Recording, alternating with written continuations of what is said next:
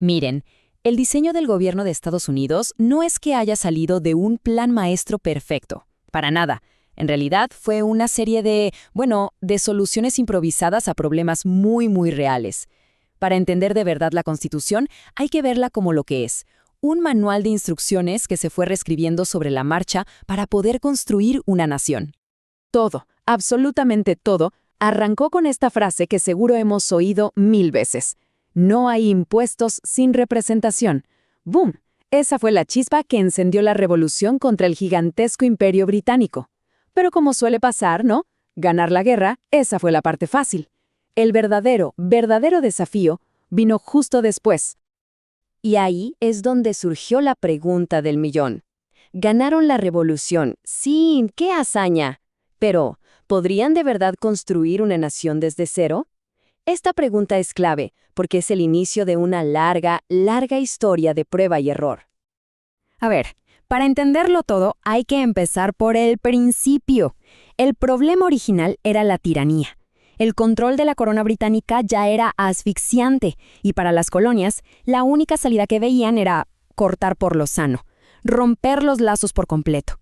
Resulta que después de la costosísima guerra franco-indígena, Gran Bretaña dijo, bueno, que las colonias paguen la cuenta. Y así, sin más, empezaron a imponer un montón de leyes de impuestos, la ley del azúcar, la ley del timbre, y sin preguntarle a nadie en América. Como se imaginarán, esto no cayó nada, pero nada bien. Y muy pronto, ese famoso lema se convirtió en el grito de guerra de la Revolución. Así que llegamos al 4 de julio de 1776. Ese día, las colonias mandaron lo que podríamos llamar su carta de ruptura oficial. La Declaración de Independencia, que se basaba en esta idea radical de que la gente tiene derecho a deshacerse de un gobierno que no funciona, cortó de tajo todos los lazos con el rey y su poderoso gobierno central. Pero, ojo con esto, al huir de un gobierno que era demasiado fuerte, terminaron creando uno que era demasiado débil. Su primer intento, los llamados Artículos de la Confederación, fue una sobrecorrección total. Un primer borrador que, la verdad, fue un fracaso. El concepto era una confederación. ¿Qué significa esto? Que el poder real estaba en los 13 estados, cada uno por su lado. ¿Y por qué hicieron esto? Sencillo, por miedo. Tenían pánico de crear un nuevo rey, así que, a propósito, diseñaron un gobierno nacional que apenas si podía funcionar. Y los resultados, fueron un desastre. El gobierno nacional no podía cobrar impuestos. Imaginen eso. No podía pagar sus deudas de la guerra, ni formar un ejército. Los piratas atacaban barcos estadounidenses y nadie hacía nada. Peor aún, los estados actuaban como si fueran países enemigos, poniéndose aranceles entre ellos. Era obvio que así no se podía seguir. Así que no quedó de otra. Había que volver a la mesa de diseño. En la Convención Constitucional, los delegados se reunieron, pero esta vez no para parchar el sistema viejo. No. La idea era tirarlo a la basura y crear algo completamente nuevo. Y aquí es donde la cosa se puso buena. Surgió el gran conflicto de la Convención. Por un lado, los estados grandes como Virginia querían que la representación en el Congreso se basara en la cantidad de gente. Lógico, ¿no? Pero por otro, los estados chiquitos como Nueva Jersey exigían que cada estado valiera lo mismo. Era un choque total, un punto muerto que amenazaba con mandar todo al traste. Y por si fuera poco, estaba el terrible tema de la esclavitud. Para que los estados del sur no se fueran y rompieran todo, se llegó a un acuerdo oscuro y muy controvertido, el llamado Compromiso de los 3/5. Básicamente, contaba a 5 personas esclavizadas como si fueran 3 personas para la representación. Una mancha terrible que además le dio a los estados esclavistas un poder totalmente desproporcionado en el nuevo gobierno. El resultado de todos estos debates, peleas y compromisos fue la Constitución de los Estados Unidos. Y un dato curioso, con apenas 7.500 palabras, incluyendo todas sus 27 enmiendas, es una de las constituciones escritas más cortas y antiguas del mundo. Pero esperen, que el trabajo todavía no había terminado. Para que la Constitución fuera una realidad, tenía que ser ratificada. Y había un grupo de gente muy importante que se oponía con fuerza y exigía una actualización esencial.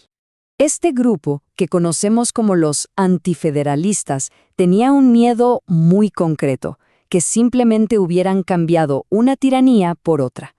Su argumento era que la nueva Constitución creaba un gobierno central demasiado poderoso, muy parecido al que acababan de derrocar. Y aquí está el punto clave. Sus miedos no eran vagos, eran súper específicos. Veían a un presidente que se parecía mucho a un rey. Veían un nuevo gobierno con el poder de cobrar impuestos, algo que odiaban. Veían un ejército nacional que podría ser usado contra la gente. Pero su mayor exigencia era una sola cosa: una garantía, por escrito, de las libertades individuales. Y al final, sus demandas fueron escuchadas. Para lograr que se aprobara la Constitución, se les prometió una Carta de Derechos. Y así fue. Las primeras 10 enmiendas, que se añadieron en 1791, son las que protegen libertades que hoy nos parecen fundamentales, como la de expresión, la de religión, la de prensa, y todo eso es un legado directo de la desconfianza que los antifederalistas le tenían al poder. Y esto nos lleva a una idea central, importantísima. La Constitución no es una pieza de museo, un documento estático. Es más bien el marco de un proyecto que sigue en marcha, un proyecto que busca constantemente ampliar el significado de esa frase inicial: nosotros, el pueblo. Ahora, cambiar ese marco no es nada fácil. Para que nos hagamos una idea, se han propuesto casi 11.000 enmiendas a lo largo de la historia. ¿Saben cuántas se han aprobado? Solo 27. Esto nos da una medida de lo difícil que es alterar el plano fundamental de la nación. Y muchas de esas 27 enmiendas, junto con decisiones de la Corte y leyes históricas, han sido parte de una lucha larguísima y constante por expandir los derechos. Pensemos: la abolición de la esclavitud, el derecho al voto para las mujeres, el fin de la segregación en las escuelas, la prohibición de la discriminación. La historia nos ha demostrado una y otra vez que el trabajo para hacer realidad esos ideales de libertad e igualdad es un proceso que nunca se detiene. Lo que nos deja con una pregunta final, ¿no? Si la historia de la Constitución es una de adaptación, de expansión, de corrección, ¿acaso el trabajo de construir un gobierno mejor se termina alguna vez?